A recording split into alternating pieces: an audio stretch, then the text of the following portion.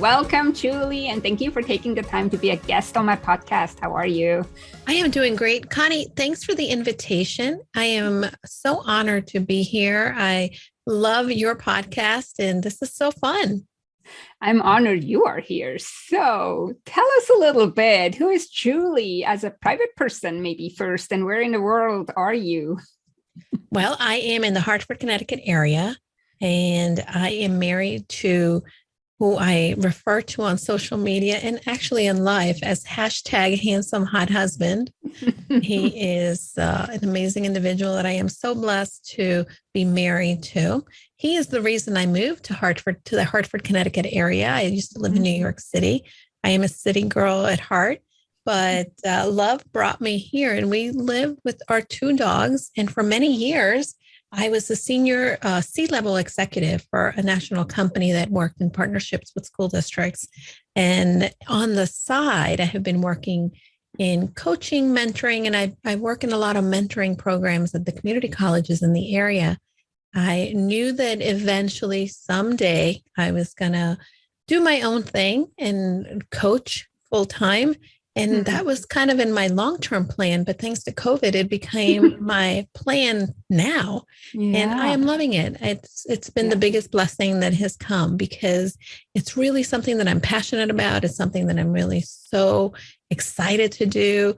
Every single day, I get to work with individuals and support them and help them build the kind of life that they've dreamed and imagined. So, and I just love to have adventures, and travel is my other favorite thing.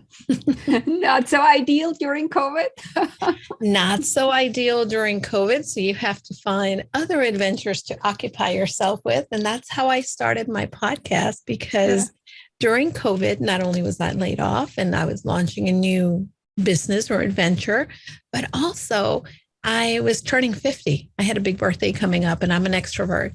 And I had been planning a big birthday party for myself. And of course, being that wasn't going to happen, my husband thought, oh, I better do something to distract her and make her kind of forget she's not having a big birthday party, she thought, and she can't go anywhere.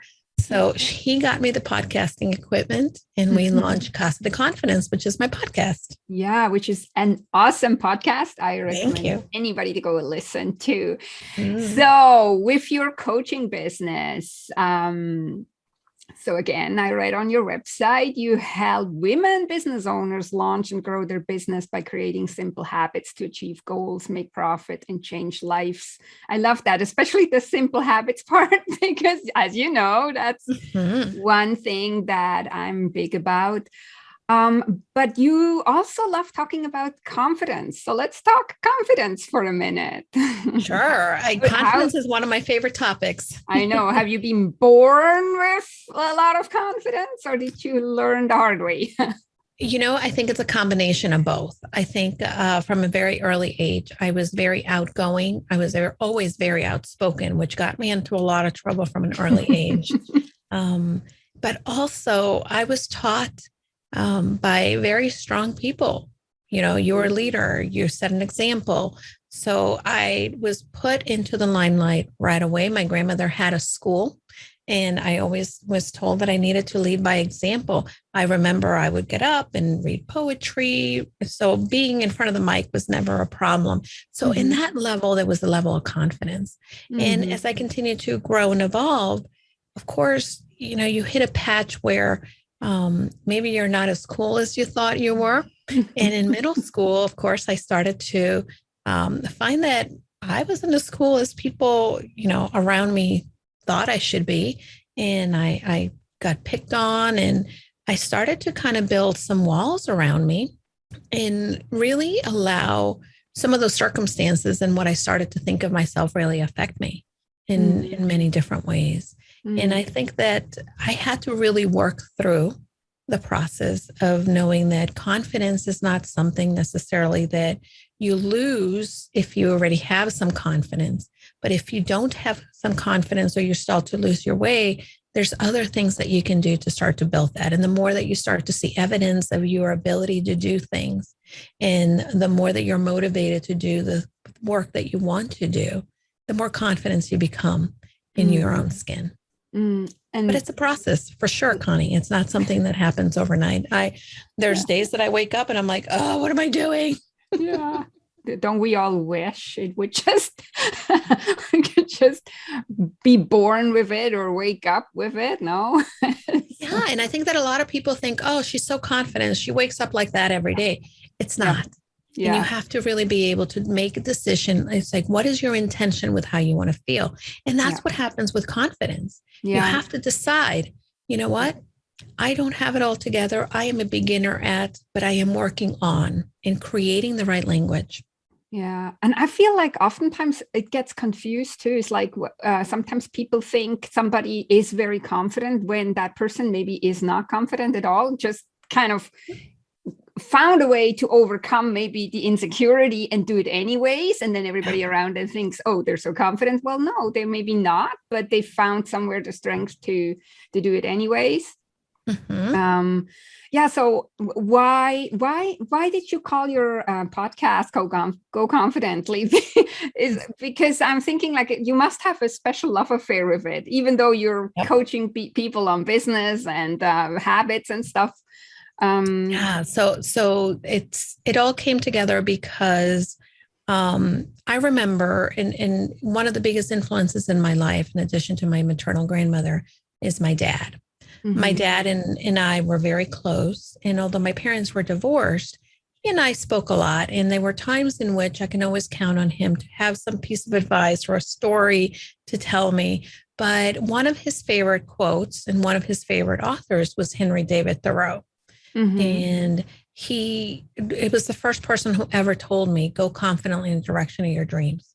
And from an early age, I must have been maybe in high school, when I started to adopt that. And there were a lot of things that I look at in my life that I knew I wanted to do. And maybe I was afraid or I was hesitant or didn't think that I could. But I really felt like, my gosh, I have some dreams that I want. Like I want to be able to travel the world. I want to be able to live in New York and have that exciting life and have a job that takes me all over the place and allows me to do some of the things that I'm passionate about. And every time that I question myself or every time that I second guess myself, I go back to that quote because I think that sometimes we hear these quotes and they're just, oh, that's so nice. Let me post it on my Instagram and you're done. But it's really when you find something that really resonates and make it sort of a mantra for you.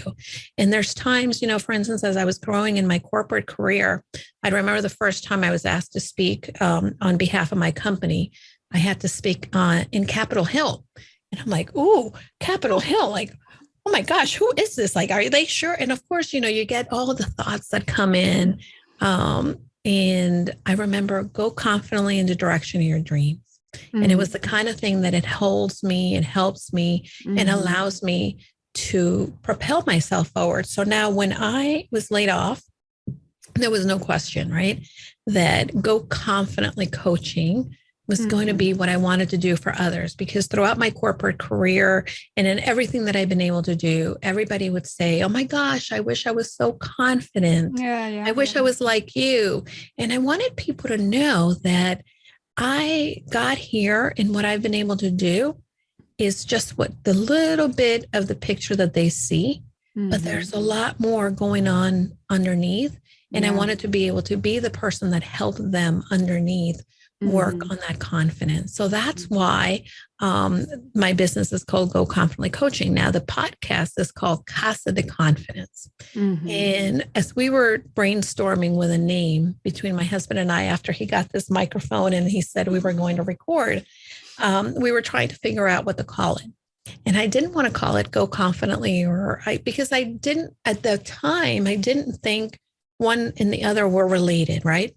I wanted to podcast just because I wanted to share amazing stories and be able to talk to incredible women going confidently. And I wanted to bring stories of individuals who had overcome fears, had gone and created a life, and I wanted people to be able to see that they too can do it, right? It's not just the people that we read about on TV or see on social media, that everyday people can do extraordinary things only if you work through it, right? So my last name is deLucca. My husband's last name is Collins. So we have always referred to our house as Casa de Collins. Mm-hmm. And then all of a sudden we were playing around and we're like, oh, what about Casa de Confidence? Because it's got the DE and the CO. And that's how we named the podcast. And that's how the brand was born. And now it's a trademarked, it's a trademark name. Yeah, that's awesome. That's awesome. So for confidence, because it is such a big part of it, is there one important ingredient or one, can you boil it down to one ingredient or not? Is it like a bushel of ingredients? I think that here's the recipe. And I'm a Tiny Habits certified coach. So my mind lately has been in the process of working through recipes. I think that the recipe really to confidence is that you have to, one, understand what your destination is, right? And understand where you want to be. If you want to launch a business, for instance, you're not going to be able to launch a business, make your first client, and then all of a sudden you're a success. It is a process. So with the same thing with confidence, that you have to be able to say, this is the first level skill that I want, and this is where I want to get. And the more that you practice that skill and you achieve that skill, the more motivated you are going to be to continue to do the work. And the more motivation you have, the more confident you're going to feel because, I can go learn that again, or I can go do that again because I'm feeling good and I can do it. And then the recipe just continues. Like if you're trying to be someone who's a triathlete, you're not going to be able to have the right time or do the right thing within the first time you try something. It's going to have to be something continuous. And there's different layers of confidence as well in any area of life that you're trying to gain that. You have to be able to, one, be a beginner, practice a lot, be willing to fail, learn from your mistakes, and then come back and go try it again, knowing that you have a destination that you're working towards. Yeah, I love that. I love that. And this is basically what I always say too, is like with a few minutes, I can't say it, a few minutes a day keeps the chaos away. It's exactly it. You are not, it's like somebody, they always want everything like being perfect tomorrow. Me too. Yeah. Me too. Of course. But it doesn't work that way, And so why? Because when we see perfection, then we think, we're going to be able to relax. We're going to be together. But the reality is that any type of thing worth having is going to require us to have a level of discomfort. And our brain automatically is going to try to protect us from that discomfort. Yeah. So it's going to divert and say, we can't do it. Or we're going to have all those negative voices in our brain saying, it's not, you're not good enough with like somebody else, or somebody else did it already. So there's no room for you to do it. But, one of the things that you said, Connie, and I think that this is where you and I are very aligned. Consistent action gets you traction in my book. And I tell this to my clients all the time. I say it to myself. And I think, like you said, right, what you do every day is going to be that thing that gets you moving and gets you the result that you want. Yeah. Yeah. And I always say, like with a lot of things, like I say it in the context of clutter, but it is with a lot of things, when you're doing it every day, you're also creating this habit, no? And then once you reached your goal or a certain goal, this daily habit will keep you maintaining the goal and even going further, no? And what most people want, they want it overnight, but then they don't have this habit. They don't have they don't have it. So it's you hear it a lot, like with people who even win the lottery and then they lose the money because they don't have the skill of keeping the money or doing the right things with the money. People who, like I sometimes go and help declutter and then it looks all great. And then if they're not keeping up on it, it's the clutter creeps back in. It's the same with confidence. It's the same with business. If we're not every day striving, then Yeah. it's What going happens away. is, that we have these pathways in our brain, and our brain is already programmed for one thing. It Yeah. doesn't mean that we're going to erase the programming. We're just going to create a new way of doing it. And that new way is not going to get traction unless you are working on it every day. With tiny habits, for instance, one of the big, so our BJ Fogg, who is the professor at Stanford who wrote the book Tiny Habits, he gives the example that most people don't like to floss their teeth, right? Or because they think, oh my God, it's such a pain, I don't want to do it. So one of the ways in which he himself began the flossing your teeth habit is by doing a tiny movement, right? And he decided that every day he was going to floss one tooth, right? One tooth.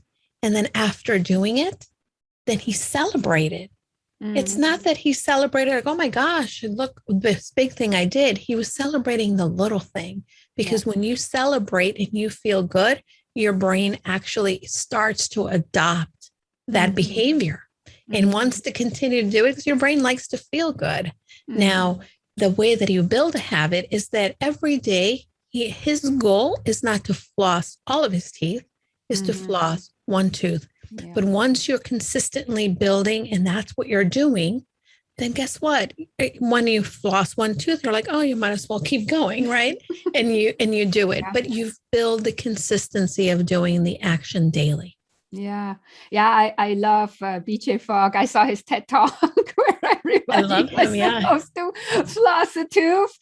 It's so funny. I was all excited to read that you're actually, you went through his program and are certified in it. Yeah, because this is exactly it. I get so much pushback from people when I say a few minutes of decluttering will actually make a difference. And they always say, oh no, Conny, you have no idea how my house looks. It doesn't help. It will not help. And I'm like, yes, it will, because yes, it does. You will start doing it just like BJ Fogg with one tooth. Of course, the goal is not to just floss one tooth till the end of your life, right? But that's exactly how you start. Yeah. And I love that, when you're working with people, that you're encouraging them, because I think that's what our negative mind says, right? If our end result is we want our house to be, organized and not, in a mess, but we're thinking, oh, I'm only going to put my cup in the dishwasher. How is that going to help my entire kitchen be clean? Yeah. The reality is that if you get into the habit of doing that, and if you have other dishes in the sink, you're just going to do it, right? Because your habit is there, and you begin to really be able to build the momentum. What happens is that you either can, a bucket is going to be filled either way, even if you turn on the faucet and have water rushing down, or if you continue to just do the bucket in one drop at a time. So think about it, that, moving the one cup, or deciding that, rather than leaving my clothes on the chair, I'm going to put them in the hamper, or put them in the dirty clothes, whatever it is, or hang them up, then those things really do add up and can create that success. Exactly. I feel like it often has to do with mindset too. Would you agree? Mindset has a big part, because again, so I say often too, like decluttering is self-love. These little habits have also to do with self-love. You do something good for yourself. If you put that cup in the dishwasher, if you're putting your clothes in a hamper, you have afterwards a nicer environment, which then makes you feel better. When you feel better, you act better usually, And this is also where we can make little tiny steps forward to reach our goal. I think that, and this is one of the things that I talk about with my clients as well, is that the mindset is very important. And when we are, for instance, this all or nothing mentality, if I only do one cup, or if I only put my clothes, that doesn't mean my house is going to be clean. So you're having that all or nothing mentality. And that all or nothing mentality is the cognitive distortions that we all get, that tend to get in our way. And we get stuck in this mindset, right? Yeah. But if we start to ask ourselves the right question, Not, oh, I can't do it, but rather like, how can I? Then we begin to make progress toward our goals. Yeah, totally. I so agree. I so agree. And it's of course, it's not every day the same. Like we're sometimes having better days. It's easier. We have other days when it's not so easy. But I think like sometimes the tiny habits help a lot. Like I said many times already, I wanted to be somebody who meditates. And in the beginning, I had so much trouble to, like my brain is constantly yakking here. So it was really hard. But also by what you said earlier too, with the celebration, just celebrate yourself for showing up. So I told myself, if I just do 3 minutes a day, it's already a win. I'm celebrating myself. And that's how I started. But now I'm on day 708 or something, and I do usually 10 minutes. And so it really builds up. And if we can go with the mindset and with the intention to show up for ourselves every single day, even if it's just a tiny little bit, we're for sure making traction. Absolutely. And and this is the thing. When you're making traction and you're just showing up for the minimum amount, then it's automated because it's a habit. Yeah. As opposed to having to rely on willpower and motivation, because sometimes we're going to wake up and we're not going to feel like doing it. But if you just automate the behavior, then it's easier to continue to get traction. Yeah. And like you, I didn't start a meditation practice by just deciding I was going to sit for half an hour. You can't. No way can you do that, right? I don't know. I admire all these people who can sit there so long. And a lot of people tell me, oh, I could never meditate, not even 10 minutes because my brain talks. Well, yeah, the brain talks, but you get better at it. You just... Yeah, and that's exactly what your brain is supposed to do, right? Exactly. And the meditation is not that you are going to stop your brain from talking to you or going off on a tangent or noticing something, but it's about the practice of noticing that your mind went wandering, and then bringing it back and anchoring yourself. I taught a course to my clients, and it's actually on my podcast. I added it to my podcast, and it's a 21-day meditation. It's called Peaceful You. And that was one of the things that you cannot go from, not meditating to all of a sudden being, a meditating guru, right? You have to really start small and then really allowing yourself to know that just like clouds in the sky may just roll by, your thoughts are going to roll by. We have 40 to 60,000 thoughts. It is not normal to think. And I used to think that you would just kind of sit there and be like, and clear your mind. It's not what happens. No, exactly. Like I was actually meditating today. I've been doing the meditations that I've been going through this week are on loving kindness. And as I am meditating, and I was thinking of a person that I wanted to just send loving kindness to, and I was breathing, my dog kept jumping up and down from the couch and I was like, Yogi, are you kidding me?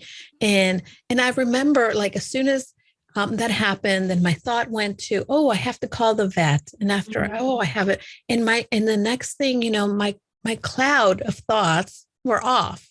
And then I laughed and I noticed, and I didn't judge myself. I didn't get upset. I just said, let me bring myself to the moment and breathe. And that breathing brings you back to that moment in which you can reconnect. And that's what meditating is about, is just being present. Yeah, exactly. And then it helps you so much in your business afterwards when you catch yourself with maybe the negative and limiting beliefs that take away your confidence, just to wrap around the circle to confidence. Or you also notice when you're just putting the cup somewhere, or you're just throwing the clothes on the ground, and you're actually, I always say, like, it literally takes maybe 2 seconds more to put it in the right spot, or 3 seconds more, and you catch yourself. And this is how you make little improvements every single day. Yeah. One of the biggest things that I was trying to launch my business last year is I created a rule for my house, because I like to have a tidy house. And yet when you say yes to one thing, you say no to something else. So as I was growing a business and spending time, and that was my priority. And this is something that I teach my clients, right? When you are focusing on one thing, then there's definitely something else that is not getting as much time. And I realized that, things were kind of getting messy, and that drives me crazy because I like my environment to be not cluttered, right? Because it really helps my brain. So I made a rule or a protocol, because I don't like to call them rules, but I made a protocol. Me neither. I don't like rules. Right. So I made a protocol that things needed to have, especially like if I was bringing stuff into the kitchen, it needed to have one landing place. So it wasn't going from the dining room to, to the sink. It was going to land where it needed to land, like their last landing place. And that's the dishwasher. Yeah. So, and the same thing with the mail, when I bring in the mail from the outside. And, of course, I'm a work in progress. I'm not perfect, but there's one landing place. And I bring the mail and I sort it out, and it gets sorted to where it needs to go. So it's not something that I come back to. Yeah. The other thing for me too is I try to keep surfaces clear, right? So that it's not a lot of different things, but these are just things that at least help my brain. Because if we're worried about like, oh my gosh, this is such a disaster, and I will be transparent and 100% honest, my office is a little bit of a disaster right now. Because we have some equipment that we're boxing up and whatnot. And it really does affect you. It affects you. And this is where the mindfulness comes in for me, being able to refocus and reframe and reposition myself. Yeah. And this is, and you're on to something, because that's also what all scientific studies show, that the environment actually affects you. And I totally agree with you. There is, even in my house, it's not like I don't live like a monk or like a minimalist. I have a regular house. I have dogs and cats, and outside I have horses. So there is all kinds of equipment and stuff. I love that. Stuff around. So I don't live a minimalistic life, but I live a more or less decluttered life. But of course, like, our life is not every day the same. So when life goes crazy in one area, you may not have as much time for the other area.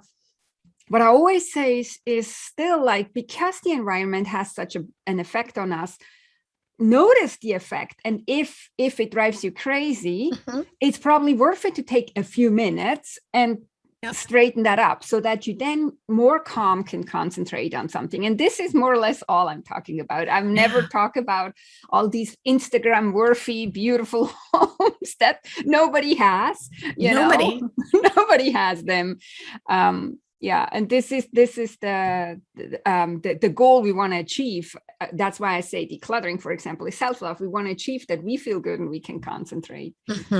Yeah, absolutely. And I think that with whether you're trying to grow in your career, or you're trying to be more present to your children, or you're trying to grow your own business, when you are just really overwhelmed in one area, right, then it's going to take away some of the mental energy. It's going to take away and fatigue you. And then this is where you lose some of that motivation. And you don't show up your best, Right. Yeah. And then you're going to judge yourself, because that's what we do, right? We're like, oh, I should have done that, or I'm not good enough, or you start to compare and despair. So these are the things that keep us from being as confident, or, being able to continue to move forward in any goal that we have. Yeah. If we just would know that, like, coming out of the room, is there something you would tell your younger self about, let's say, mindset or motivation, that you would tell your younger self, like, whatever age you want to pick? Yeah. I would say one of the things that I used to do a lot is that I took a lot of things personally, and that I also assume, and if somebody said, maybe they didn't like me or they excluded me, then I would just make that about me.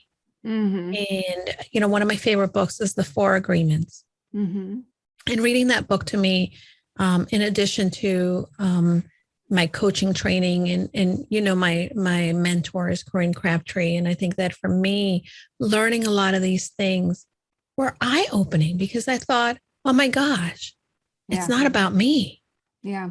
And it shouldn't be, oh, it's about that person. Let me judge that person. It's more about people are entitled to their opinion. Yeah. And it's okay. But why don't we take it a step further and believe that everyone is trying the best they can? Which because they probably do. Yeah. Mm-hmm. And when we come to any situation understanding that it's not about us, and that if someone maybe doesn't like you, it's okay. And it's not about you, but maybe there's a reason there's things going on in their life that prevent them from, caring about you, loving you, and it doesn't matter whether they do or not. But all you need to know is that it's not about you, and give everybody a break because you don't know what else somebody else carries in their heart and what they've been through or some of the experiences. The only thing that we can control and the controllable is our thoughts and how we choose to think about a situation. And I feel like, and I totally do this too, still to this day, taking something too personal. And I feel when my brain is normal again later, I notice that we actually make it mean way worse. Like we spin the so-called issue completely out of context and out of the way with our thinking. Like the other person may have just said something and never even intended to exclude us, but with our brain, with our thoughts, we do it to ourselves. And sure. And I think that there's so much grief. I think that in my life I definitely and here's the thing, right? I wish I could go back and give advice to my 25-year-old self. But at the same time, I'm so glad that 25-year-old girl made the mistakes that she did. Yeah. Because it's made the 51-year-old girl who she is today. Yeah. Absolutely. And I really love the person that I am working on loving that person as much as she deserves to be loved. Because there's days, I'm like, oh my gosh, Julie, please. Because that's the high, high achiever in me. I still work at not trying to judge myself. I still work at speaking to myself with the kindness that I deserve, the kindness that I want to give to others. But ultimately, the big thing is that that young woman at 25, I have so much love and compassion for her because she was doing the best she could at that time. Yeah. You should probably have had Corinne Crabtree back then telling you. Right. Corinne Crabtree probably needed to tell herself a few things, and Corinne went through, right? And she became the person that she is because of what she went through at that age. Exactly. Yeah. So now, before we wrap up, brag a little bit about the book that is coming out. Oh my gosh. Okay.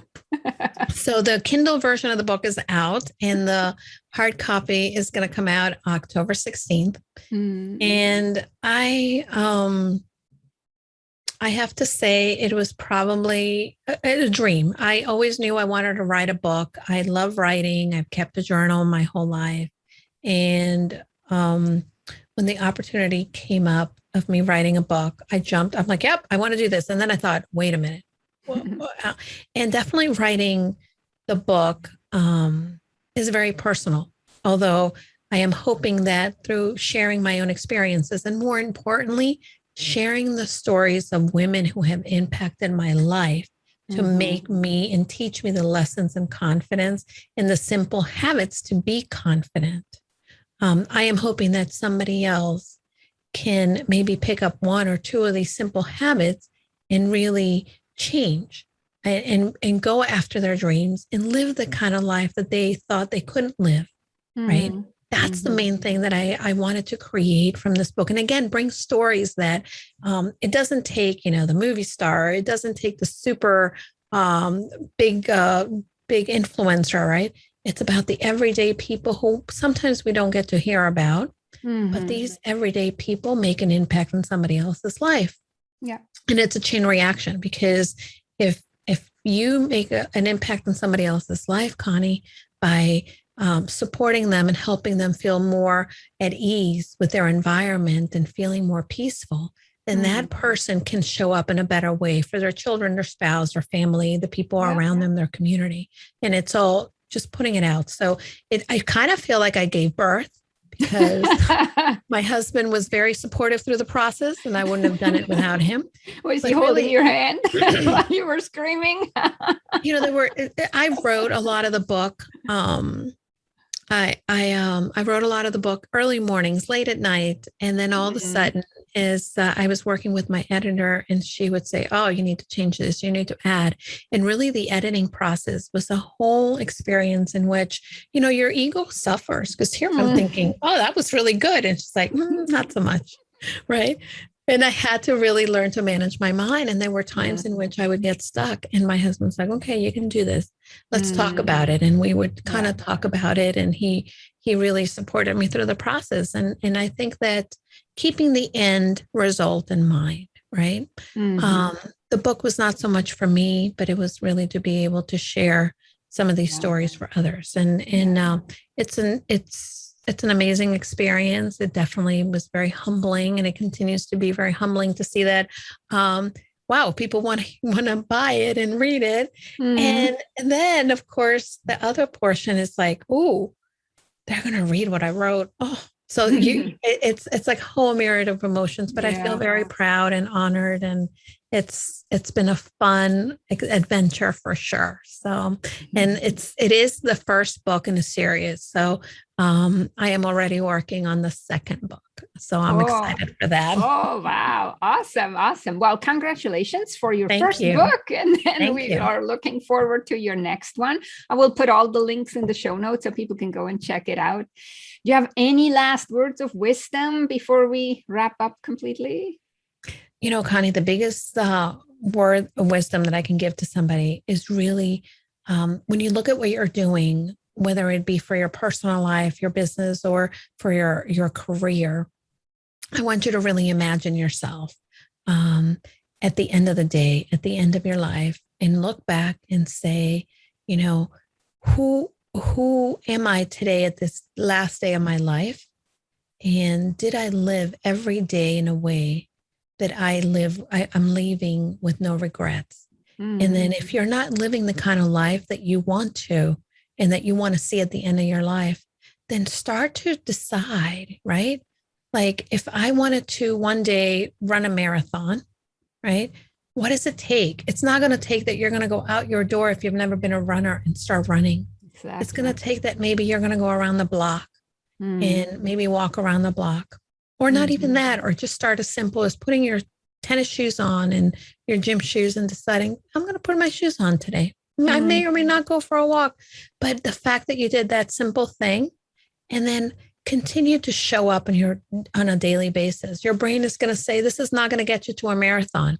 But the more that you do it, and you do it consistently, the more that you'll be able to one day be able to build on all these things coming together and achieve the goals that you've set up for your life. And remember that it's not about doing it overnight, but it's about doing it every day. And only you can decide who you want to be. So make that picture up and create her. Beautiful, Julie. Such a beautiful, I don't want to say much more. Thanks so much for being a guest on my podcast. Connie, it's such an honor to be in your podcast. You're doing some amazing things, and I am just so excited that we've connected, and I can't wait to have you on my podcast because I have tons of questions for you. Yeah, this is so fun. And again, you are always welcome in Connecticut. I hope that we get to meet in person. And thank you again for the honor to have me on your show. I appreciate you. Thank you. I appreciate you.